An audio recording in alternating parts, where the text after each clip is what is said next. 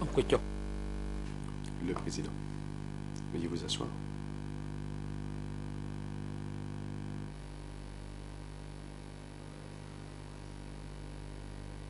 Nous allons reprendre les débats et laisser la parole à Monsieur le juge Lavergne pour la suite de son interrogatoire du témoin. Vous avez la parole, Monsieur le juge.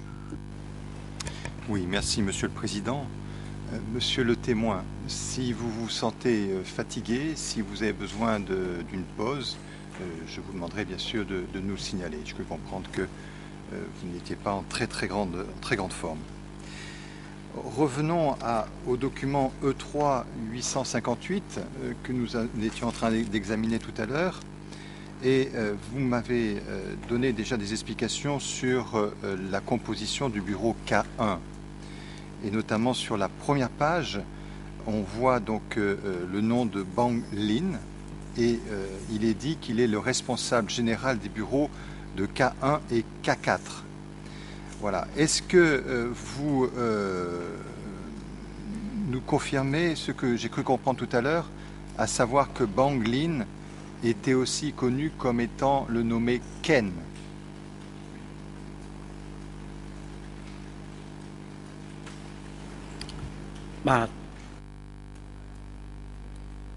Oui.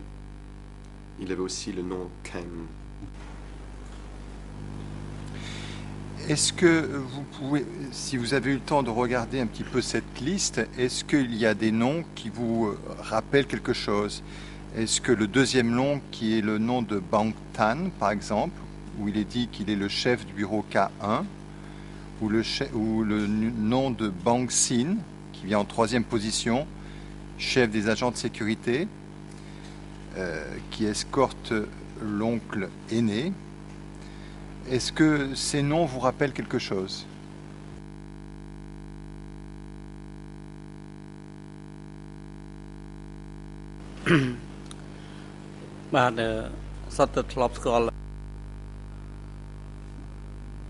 Oui, je les connaissais. Sung Han. Et tout comme Han, je connaissais ces gens.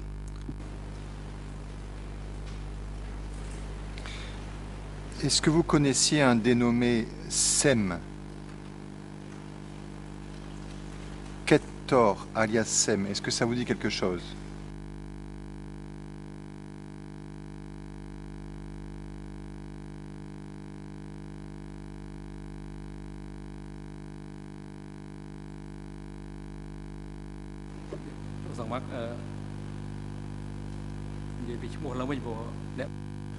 Le président. Monsieur le juge, pouvez-vous répéter le nom de cette personne, car l'interprète l'a raté? Oui, je parlais d'une personne qui se serait appelée Sem et dont son véritable nom aurait été Ket Tor.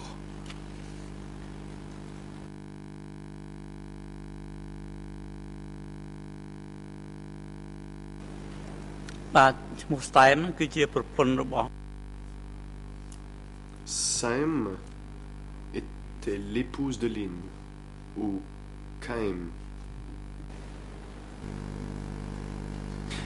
Alors, on va passer à une autre page. Dans la version française, c'est la page 9. Je l'ai mentionné avec un petit... mentionné cassette en marge. Si vous pouvez aller jusqu'à cette page numéro 9.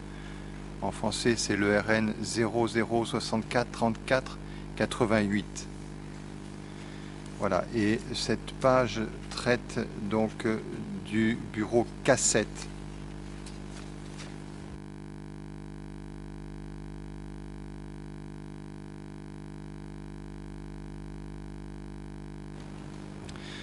Voilà, donc il est indiqué bureau cassette, messagerie, standard téléphonique et transport. Et le premier nom qui figure, c'est le nom de Anne. Chef, il assure les fonctions de chef du bureau cassette. Ensuite vient le nom de Thorne. Voilà, est-ce que ces noms-là, est-ce que vous pouvez lire rapidement les noms qui figurent sur cette liste et nous dire si ces noms évoquent quelque chose pour vous?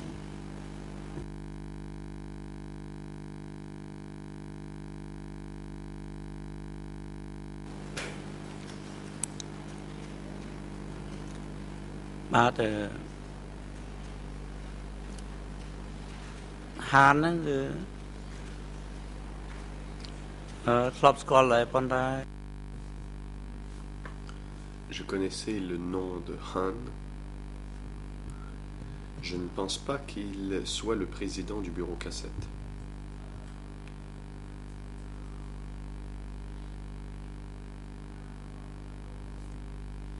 Han était le président de la production à K8, si je me souviens bien.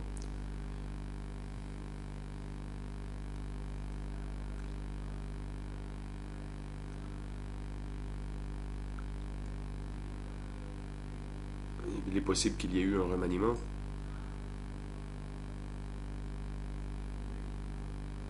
Et peut-être que je ne connais pas cette personne Han sous ses fonctions. Car la personne, enfin le Han que je connaissais était le président du groupe de production près du fleuve Bassac, aussi connu sous le nom de K8.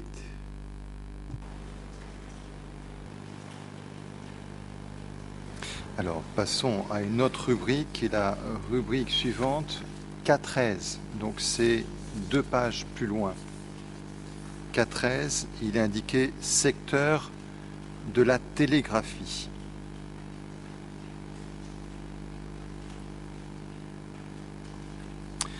Le RN en français, c'est le 0064 34 90. La page 11 sur 16.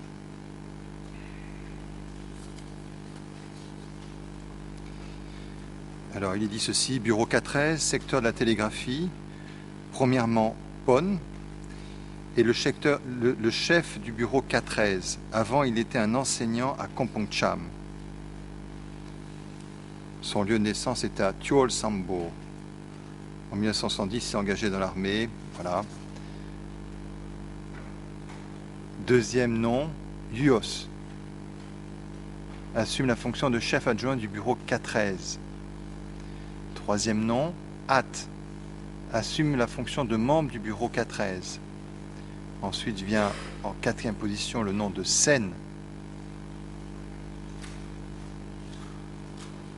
Alors, est-ce que ces noms, compris celui de Lak ou de Sreang, est-ce que ces noms vous évoquent quelque chose? Et pourquoi parle-t-on de bureau 413 alors que, semble-t-il, j'ai cru comprendre que le bureau chargé de la télégraphie était le bureau K18.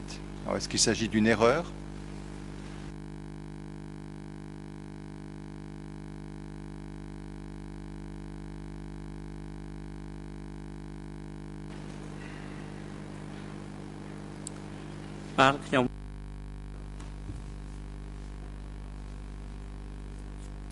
Je ne comprends pas. Pon était mon supérieur.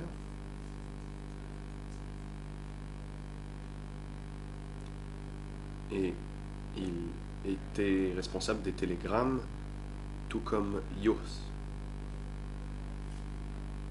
Je n'ai jamais entendu parler d'un bureau K13. Je ne sais pas s'il s'agissait d'un nouveau bureau.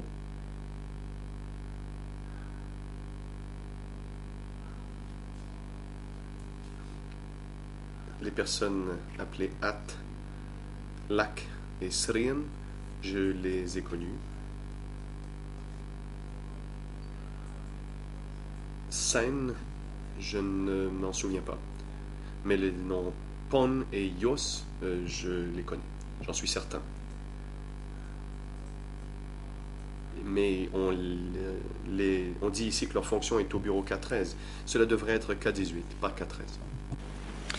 Bien, dernière rubrique, c'est à l'avant-dernière page, le bureau K1 à l'extérieur de la maison de l'oncle, à l'extérieur de la maison d'homme. Donc sur le document, vous pouvez regarder, c'est la page 14 sur 16, ERN 64 34 93 en français.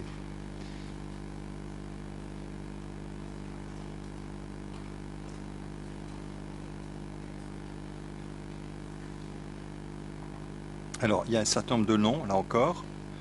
Tout d'abord, le nom de Dim. Il dit qu'il assume la fonction de responsable de K1. Ensuite, le nom de Tang, chef adjoint de K1. Le nom de T, membre du bureau de K1. Ensuite, Pik, Chun, Chat, Long. Alors, est-ce que ces noms vous disent quelque chose? Est-ce que ça correspond à vos souvenirs?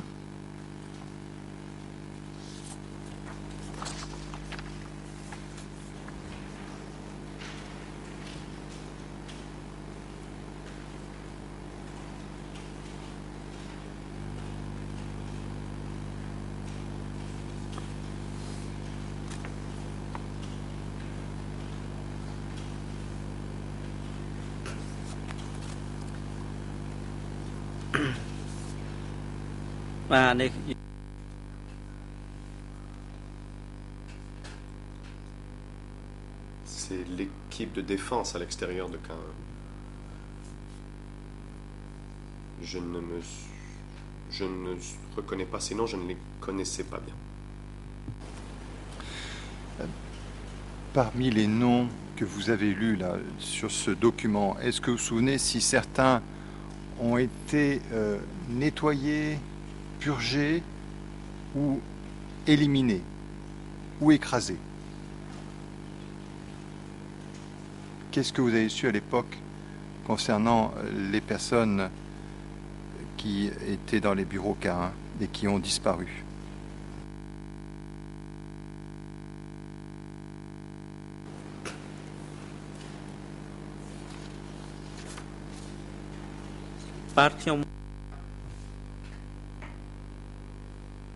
Non, je ne me souviens de rien de la sorte.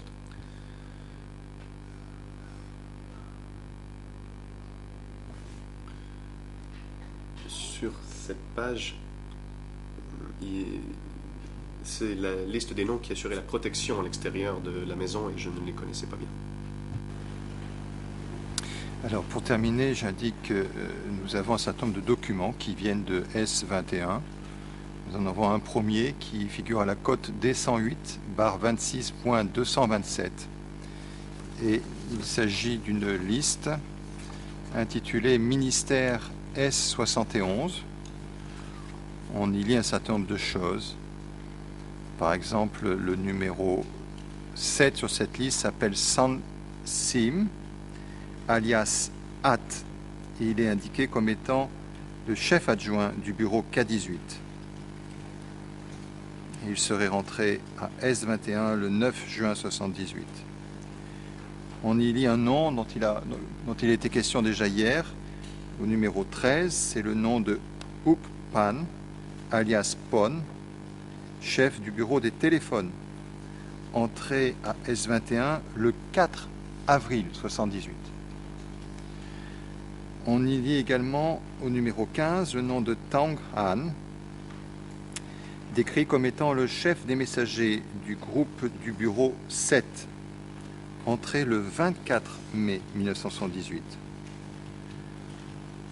On y lit également au numéro 19 le nom de Tune Kim Sroi, alias Reng, chef du groupe du bureau K18.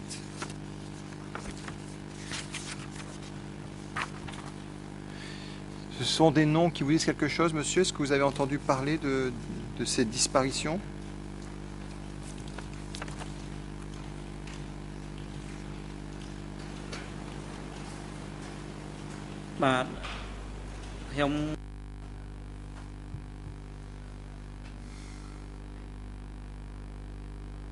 Non, je ne le savais pas. J'ai su que Pon avait disparu. Pon était mon supérieur. Les autres, je ne sais pas où et quand ils ont disparu. Plutôt quand et comment ils ont disparu. Bien, je vous remercie, monsieur le témoin. Je vous remercie pour les efforts que vous avez faits pour votre témoignage. Et je n'aurai pas d'autres questions à vous poser en ce qui me concerne.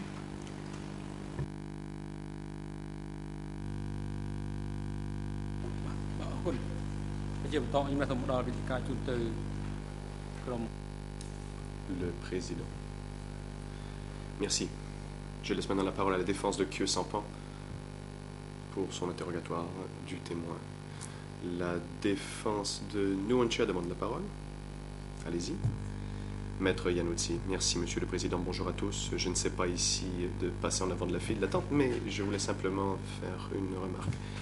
2 documents qui ont été récemment versés au dossier D200-3.11 et D200-3.12. Ce sont les transcriptions des bandes audio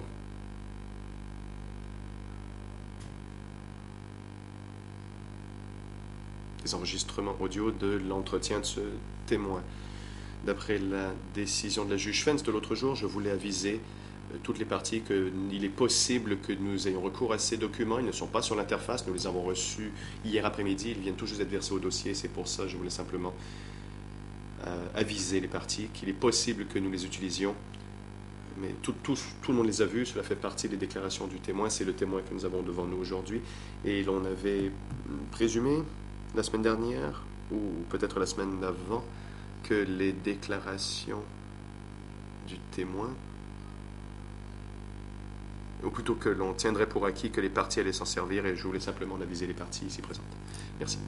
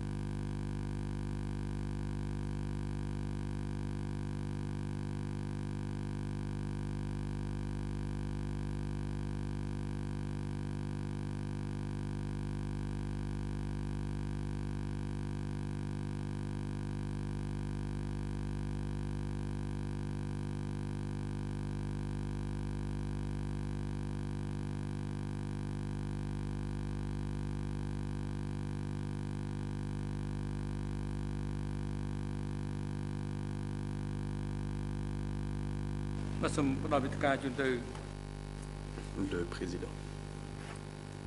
La Chambre laisse maintenant la parole à la défense de Khieu Samphan.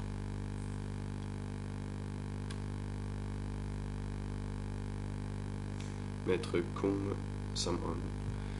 Je vous remercie, Monsieur le Président. Bonjour, Madame, Messieurs les juges. Bonjour à tous ceux et celles dans le prétoire et aux alentours. Bonjour, Monsieur Nonsopan. Je m'appelle Kung Samon. Je suis avocat de la défense de Khieu Samphan. Au nom de mon client, Khieu Samphan, j'aimerais vous remercier d'avoir pris de votre temps précieux pour venir déposer en détail dans le prétoire au cours des derniers jours. Et ce, malgré vos soucis de santé.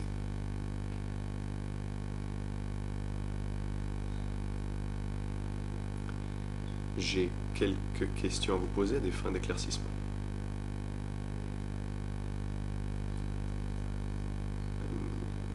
Découlant des réponses que vous avez déjà données.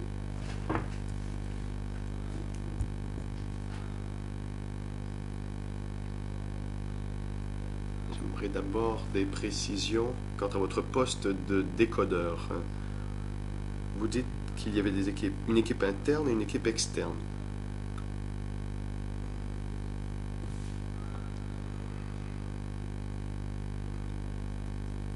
Pouvez-vous nous dire quelles étaient les responsabilités pour les messages entrants à votre bureau? Et quelles étaient les différences de responsabilité entre l'équipe interne et l'équipe externe? Ou avaient-elles les mêmes fonctions? Ou cela dépendait-il de l'urgence ou de la confidentialité du message? Vos précisions seront appréciées. Réponse. Laissez-moi préciser les fonctions de mon unité, AK1 et pas AK18. AK1, nous avions une équipe de décodeurs internes.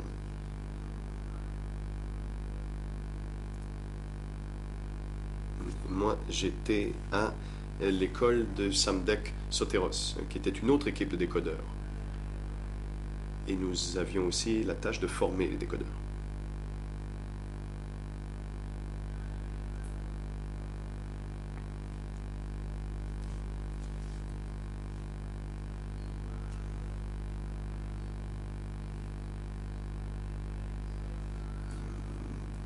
Comme je l'ai déjà expliqué, le travail des deux équipes dépendait de la nature du message.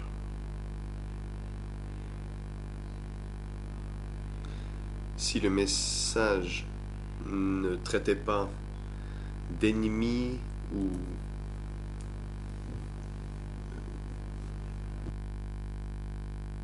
d'incursions ennemies, c'était remis aux décodeurs plus jeunes. Donc en fait, nous leur avons enseigné le travail sur le tas. Par exemple, si j'étais responsable de la zone nord-est comme je l'étais, en raison de l'intensification de la situation à la frontière et le besoin d'avoir des réponses immédiates, les messages en code Morse étaient décidés à l'interne, étaient décodés à l'interne, et c'était comme cela. Si ce n'est pas clair, veuillez, je vous prie, me poser des questions supplémentaires. Question. Merci pour ces précisions. Et la correction que vous venez d'apporter. L'équipe extérieure comprenait combien de membres de personnel? Et l'équipe interne, combien de membres du personnel avait-elle?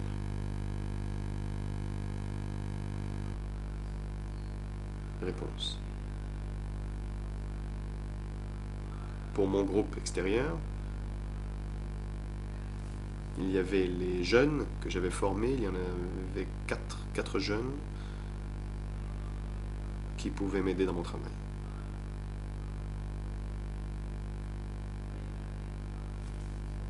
Au total, parmi les jeunes qui pouvaient exécuter des tâches dans mon équipe, il y en avait une dizaine.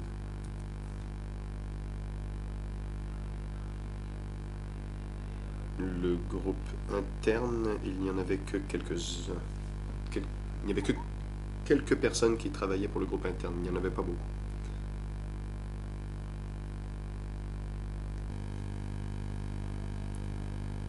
Question. Et au sein de votre équipe externe, avez-vous divisé le personnel en équipes plus petites à des fins de décodage?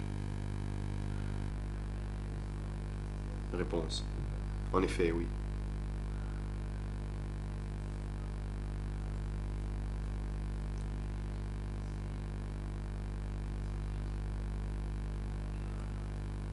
Nous recevions des messages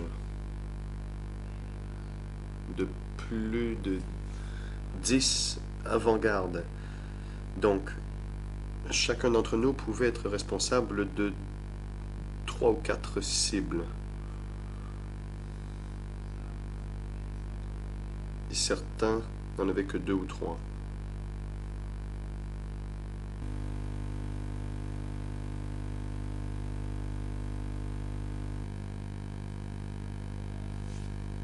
Question.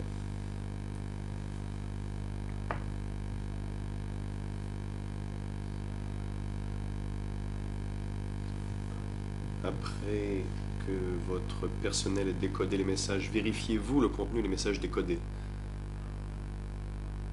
Réponse. Comme c'était moi qui avais la responsabilité de l'extérieur, j'ai vérifié. J'ai vérifié le contenu, y compris les erreurs d'orthographe, et aussi l'exactitude du texte.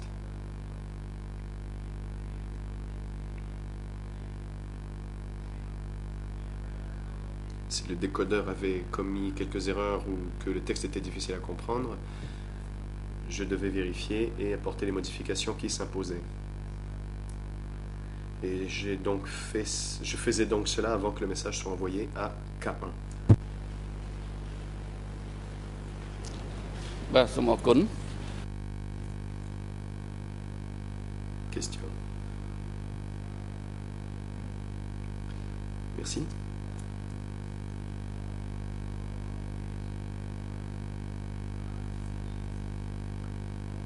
Votre bureau a-t-il vérifié les renseignements contenus dans chacun des messages?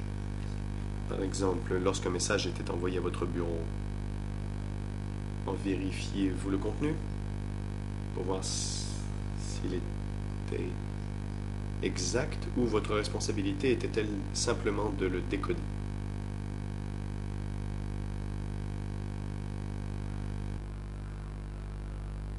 Réponse.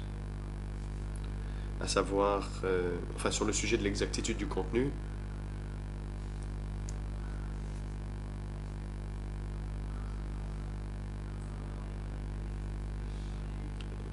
nous n'avions pas cette responsabilité.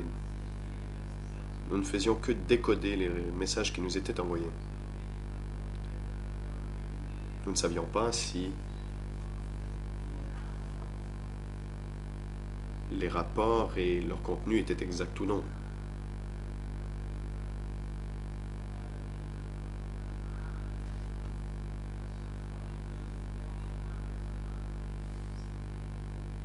Nous ne faisions que décoder le message.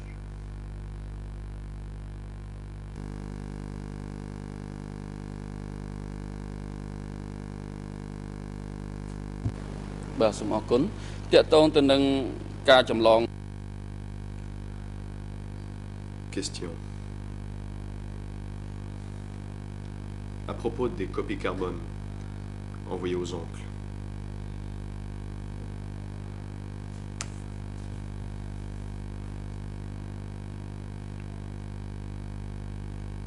vous avez confirmé qu'après avoir décodé le message, vous mettiez la date à laquelle il avait été décodé et votre supérieur autorisait la liste de distribution des copies.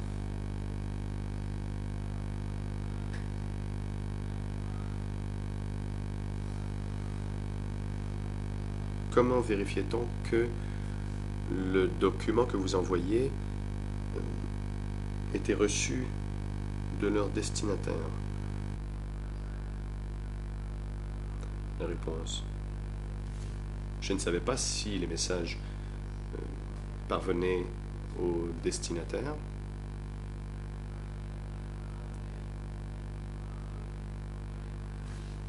Pour ce qui était de la ligne copie A, si j'étais certain, je tapais à tel ou tel oncle selon les principes existants. Bien souvent, il n'y avait pas de changement. C'était assez routine. Donc en général, la ligne copie A était souvent régulière aux oncles et au bureau. Mais dans certains cas, quand je n'étais pas certain, avant d'ajouter la ligne copie A, je devais d'abord passer un coup de fil pour vérifier qui étaient les destinataires. Et après avoir reçu l'information de PON, j'ajoutais la ligne des copies. ជូនទាំងអញ្ចឹងតែម្ដងឲ្យទៅគេមក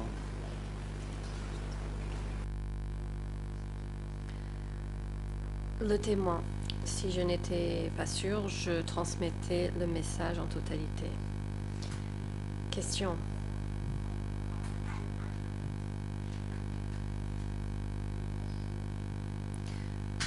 Lorsque vous décodiez chaque télégramme,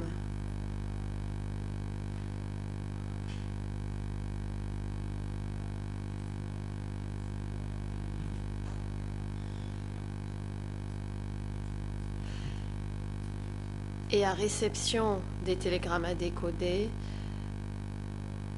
avez-vous observé des noms mentionnés comme étant des destinataires en copie, ou bien est-ce que vous receviez des télégrammes sans cette mention et les destinataires en copie étaient rajoutés après? Réponse. Non, je n'ai jamais reçu ce genre de télégramme.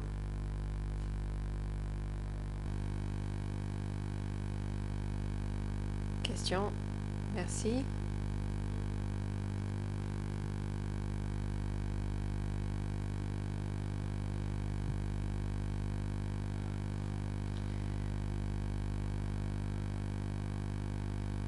J'ai quelques autres questions à vous poser concernant l'organisation du Parti communiste du Kampuchea. Vous en avez longuement parlé dans votre déposition en répondant à l'accusation et aux co-avocats principaux des partis civils. Dans votre déposition, vous avez employé certains termes pour faire référence au parti ou au Parti communiste du Kampuchea. Et j'aimerais vous demander quelques précisions. Par exemple, vous avez employé le terme « centre ».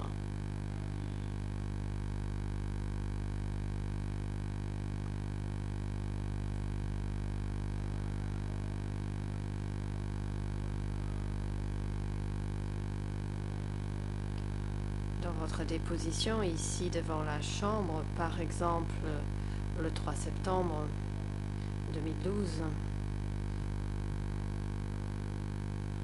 à la page 16 de la transcription en khmer et aux pages 19-20 en anglais et à la page 19 en français,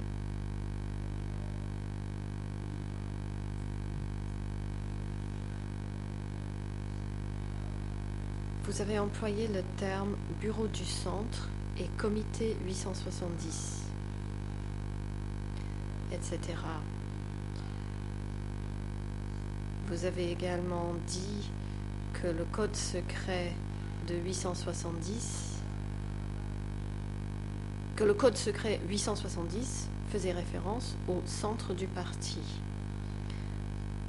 Vous avez donc à nouveau employé les termes « centre », bureau du centre, comité du centre, comité 870, 870, comité permanent, M870. Voilà tous les termes que vous avez employés dans votre déposition. Pouvez-vous nous dire la différence entre ces termes? Savez-vous si parmi ces termes, il y en a qui font référence à une entité spécifique? Pouvez-vous les différencier? Réponse.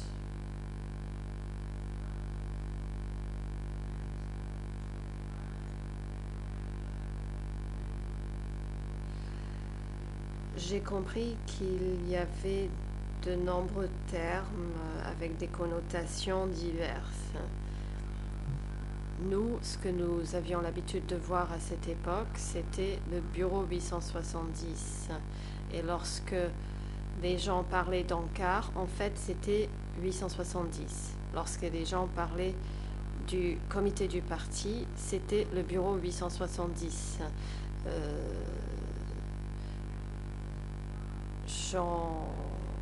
était moi-même confus. Je ne savais pas qui faisait référence au comité permanent. Mais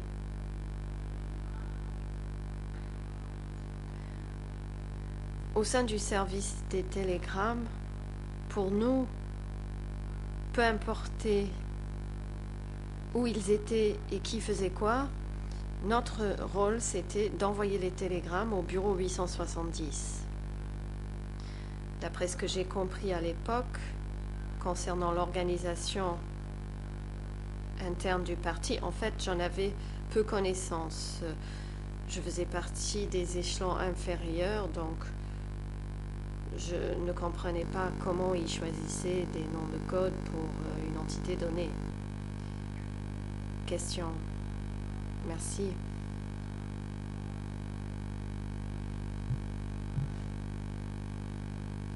Si je vous ai bien compris,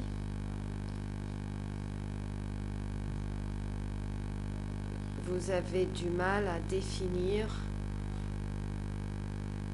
le sens précis de chaque nom de code. Mais dans l'intérêt de mon client, je vais vous demander d'apporter des éclaircissements. Au sein de votre unité, vous ne faisiez pas de différence entre le bureau 870, le comité 870 ou le centre du parti. Donc, au sein de votre unité, vous ne faisiez pas de distinction. Est-ce exact?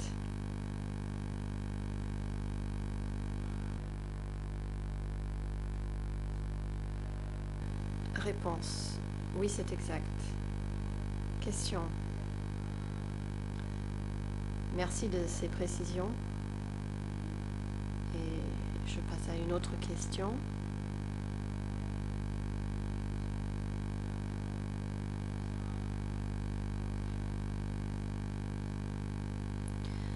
Comprenez-vous bien le sens du comité permanent et du comité central du Parti communiste du Kampuchea?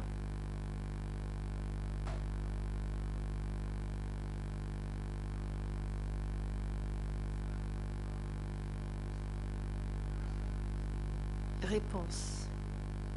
J'ai déjà répondu à ces questions posées par les avocats des partis civils. J'ai déjà dit dans ma déposition que même les dirigeants ne comprenaient pas bien l'organisation interne du parti. Alors comment quelqu'un de mon niveau, bien inférieur dans la structure de l'organisation, pouvait-il savoir qui siégeait au sein du comité permanent? Question. Peut-on donc dire que vous n'êtes pas en mesure de faire de distinction entre le comité permanent et le comité central? Réponse. Oui, en effet.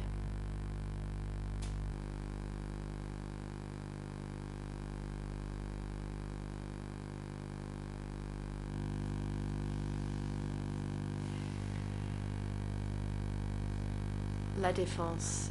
Merci, Monsieur Non-Sopon. Je n'ai plus de questions à vous poser. Merci, Monsieur le Président, Mesdames et Messieurs les juges, de m'avoir permis d'interroger ces témoins.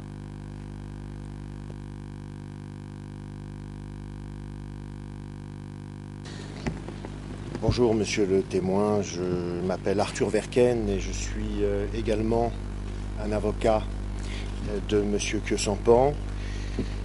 J'ai également quelques rapides questions à vous poser.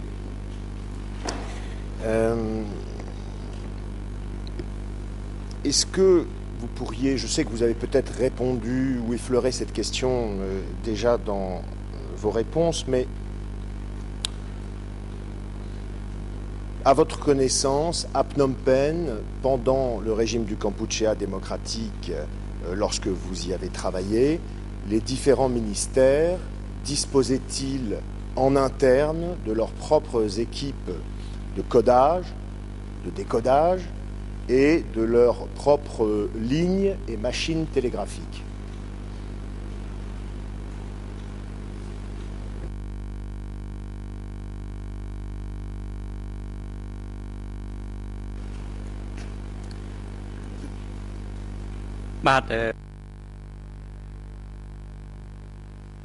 Non, il n'en avait pas.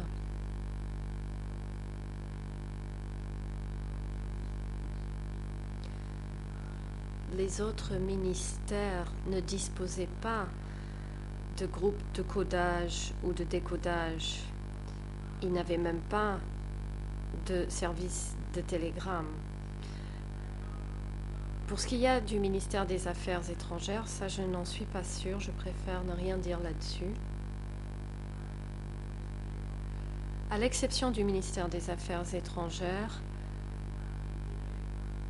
il n'y avait pas de service d'encodage ni de décodage rattaché aux autres ministères, sauf le ministère de la Défense, bien sûr, l'armée de l'air, l'armée et la marine avaient leurs unités d'encodage et de décodage et avaient des lignes fixes et des lignes téléphoniques. Merci. Vous avez compris, monsieur, que nous disposons, ce tribunal dispose non seulement de la version écrite des procès-verbaux de vos entretiens avec les enquêteurs, mais également d'enregistrements des discussions que vous avez eues avec les enquêteurs du tribunal. Et pour ce qui concerne le premier entretien que vous avez eu avec les enquêteurs, le 18 février 2009, c'est la cote D200/3.11, version française 0084 30 72, anglaise 008 44.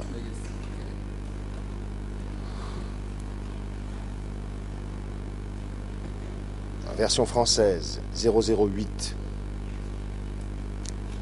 43 072, version anglaise 008 44 067 et version khmer 008 38 464. Et vous avez dit que Sampan n'avait pas de télégramme, il ne communiquait que par lettres manuscrites, ou sinon il nous téléphonait depuis son bureau. Il me demandait de faire des courriers, de les envoyer à tel ou tel endroit. Et puis ensuite, vous expliquez qu'une fois ces lettres codées, chiffrées, vous les faisiez envoyer à l'extérieur. Vous avez reparlé de cela à cette barre le 29 août, la semaine dernière. C'était juste après 11h57,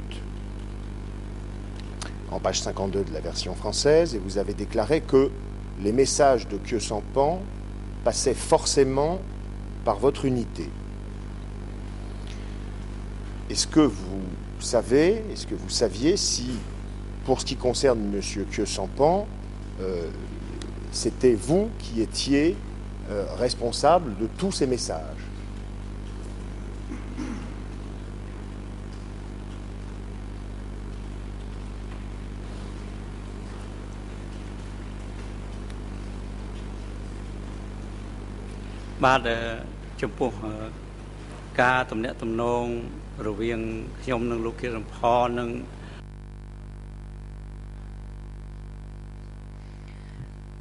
Au sujet de mes communications avec M. Khieu Sampan et avec son équipe,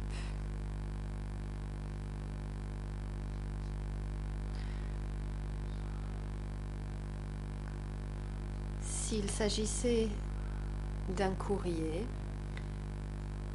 il le faisait dactylographier et ensuite transmis par messager à mon unité afin de l'encoder. Cependant, si le courrier était bref et urgent, dans ce cas-là, son bureau prenait contact avec le mien par téléphone.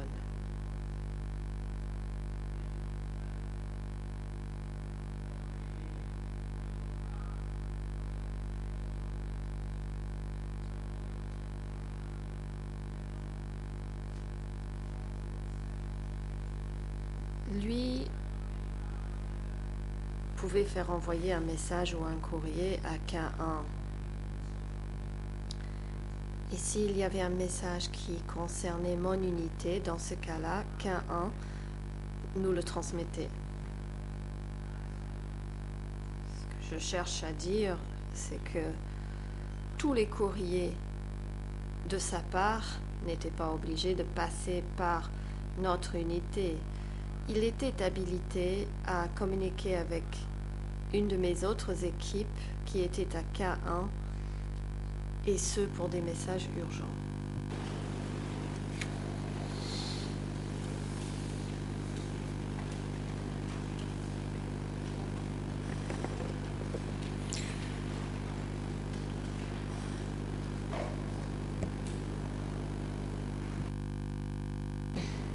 Alors je voudrais vous demander une explication sur le codage, une explication très simple. Je voudrais savoir si par codage, vous entendiez également la simple traduction en morse, ou est-ce que quand vous parlez de codage, c'est toujours d'une numérisation afin de rendre le message plus discret? Est-ce que votre service était chargé aussi de transformer une lettre en texte normal en morse, ou est-ce que c'était toujours une codification en vue d'une confidentialité?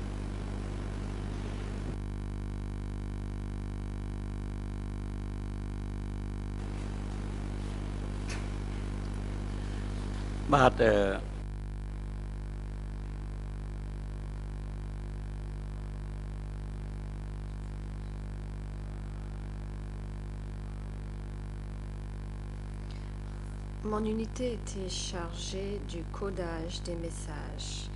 Par codage, j'entends prendre le contenu d'un courrier dactylographié au manuscrit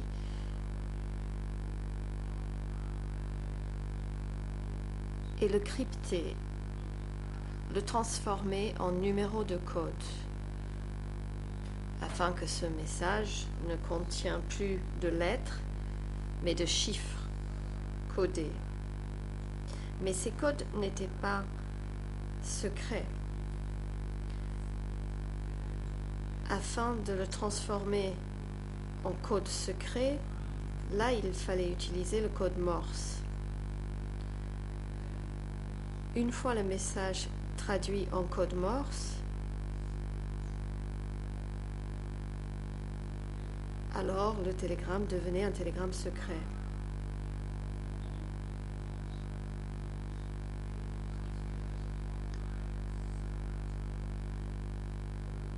Le code Morse n'était pas le code secret, nous utilisions le tic-tic-ta. Et à ce moment-là, nous n'avions pas besoin de le crypter. Lorsque nous avions recours au Morse, alors les gens étaient en mesure de le lire et de le comprendre. J'espère avoir été clair.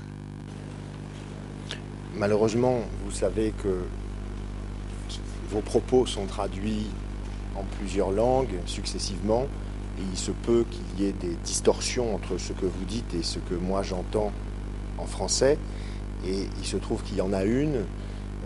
Vous avez dit à la fois que le Morse, enfin en tout cas on m'a traduit à la fois que le Morse était un code secret, et à la fin de votre réponse,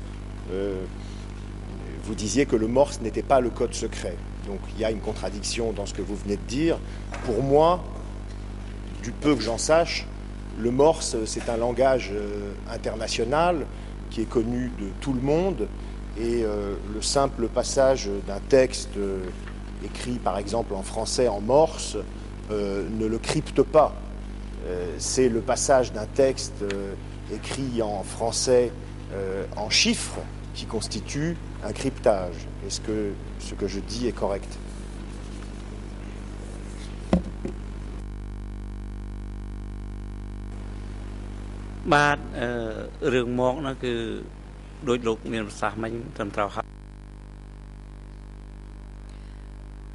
Oui, vous avez raison.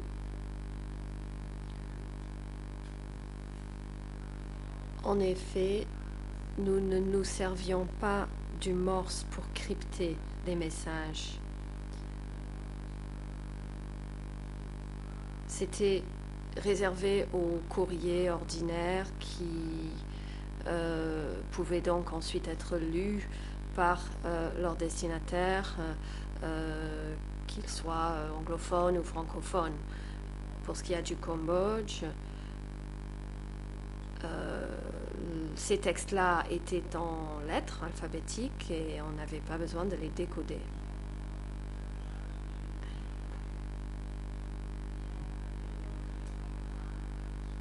Nous utilisions deux types de morse.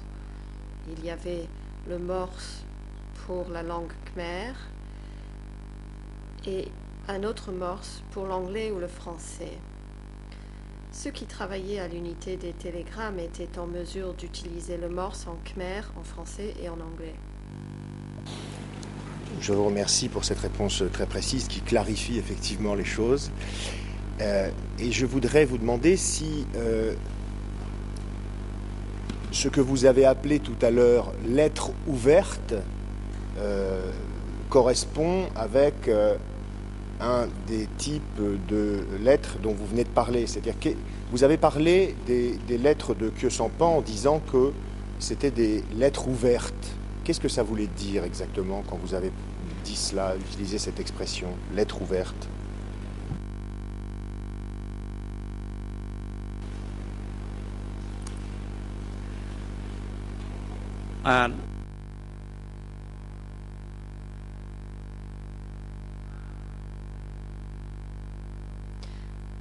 Par lettre ouverte, j'entends des messages qui n'étaient pas secrets. En d'autres termes, des courriers concernant la distribution de matériaux et ce genre de choses.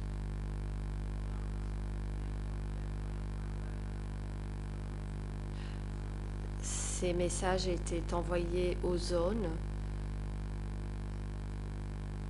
et ainsi les zones étaient informées des quantités de matériaux qui leur seraient livrés et à quelle date, ce qui permettait aux zones de s'organiser pour recevoir les matériaux envoyés depuis le centre. Ensuite, pour des courriers qui étaient destinés à être cryptés, c'était différent. Mais pour ce genre de courrier ou de lettres ouvertes, on n'avait pas besoin de les crypter.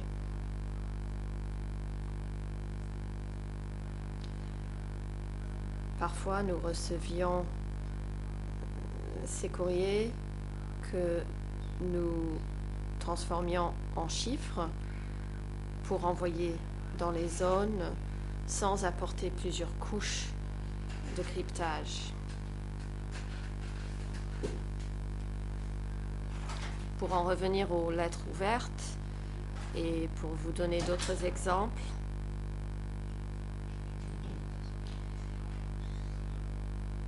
s'il avait une déclaration publique à faire ou une instruction ouverte à donner au public, alors nous transformions le message en morse en khmer. Par exemple, une instruction concernant l'organisation d'une fête nationale était traduite en morse et envoyée au public pour annoncer que le président du Présidium d'État allait s'adresser au public lors de la fête nationale. Ce genre d'informations était destiné au public et était parfois même envoyé à l'étranger pour nos amis étrangers. Ce genre de déclaration n'était pas codé, mais simplement traduit en morse. Ça, c'est la différence entre les lettres secrètes et les lettres ouvertes. Je vous remercie. Et ce type de lettre passait également par votre service. Est-ce que c'est exact?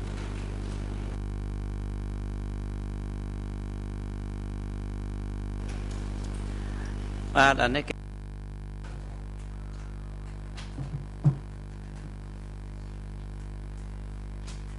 C'était des sortes de circulaires ou parfois des directives.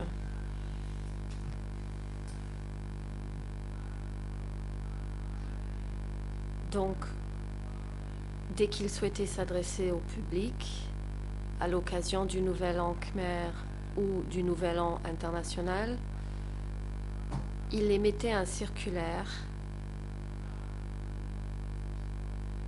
informant les membres du public qu'il allait faire une déclaration publique. Et cette circulaire passait par vous.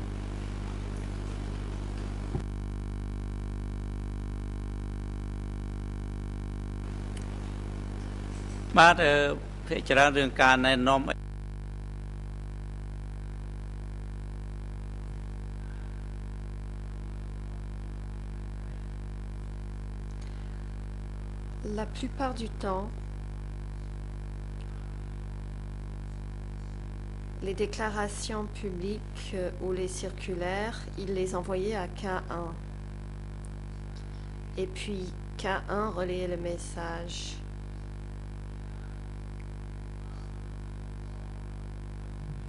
Par exemple, K1 décidait où envoyer cette lettre ou cette déclaration.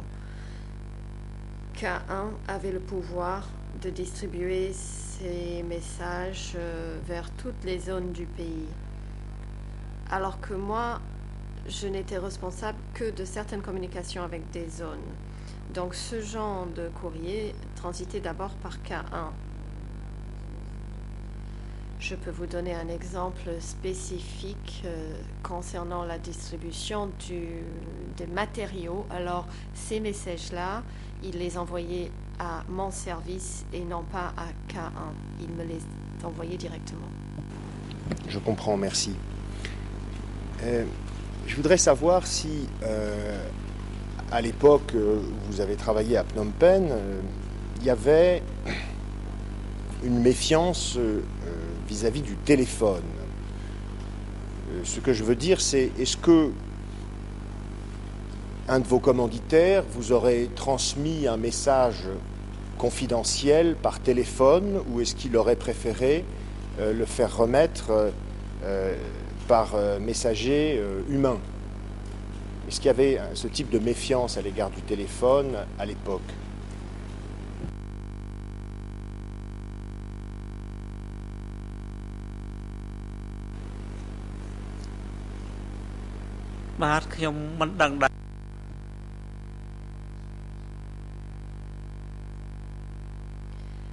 Je ne sais pas.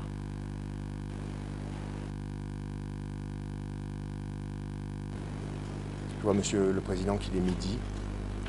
Comme j'allais aborder un nouveau type de sujet, peut-être est-il le moment de prendre la pause.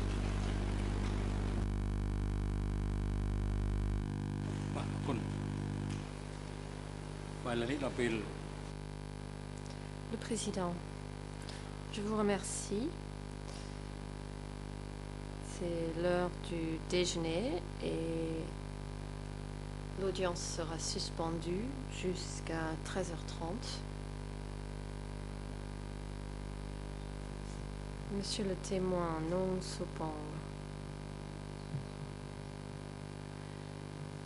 pouvez-vous nous dire comment vous vous sentez et pensez-vous être en mesure de continuer à déposer cet après-midi? Le témoin. Avec le plus grand respect, Monsieur le Président, même si j'ai un état de santé assez fragile, je tiens à déposer ici, devant cette chambre, et je vais m'efforcer de le faire cet après-midi. Le Président, huissier d'audience, veuillez vous occuper du témoin afin qu'il puisse se reposer et revenir ici à 13h30. Monsieur le témoin, si nécessaire, vous pouvez nous le dire et nous pouvons demander au médecin traitant ici, au tribunal, de vous ausculter. La défense de Nunchia, vous avez la parole. Maître Iannuzzi. Merci, Monsieur le Président. On vient de me dire que notre client souffre de mal au dos, mal à la tête et il a des difficultés à se concentrer. Il souhaite donc rester dans la cellule de détention temporaire cet après-midi et nous soumettons une demande en ce sens. Le Président.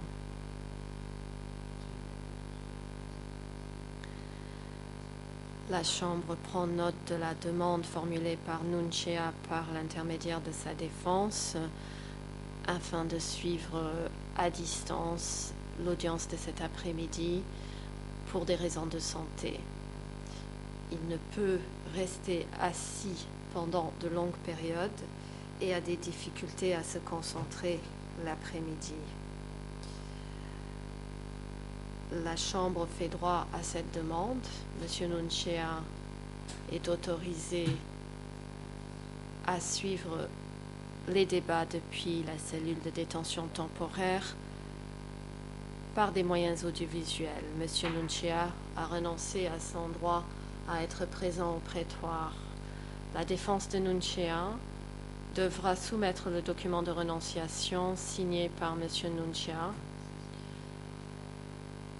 Le service audiovisuel est prié de mettre en place les liens audiovisuels dans la cellule de détention de M. Nunchia pour le reste de la journée.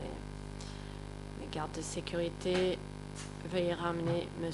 Kyosampan et M. Nunchia à leur cellule de détention temporaire. Cet après-midi, M. Nunchia restera dans cette cellule et observera l'audience par moyens audiovisuels et M. Kyosampan reviendra ici à 13h30. L'audience est suspendue.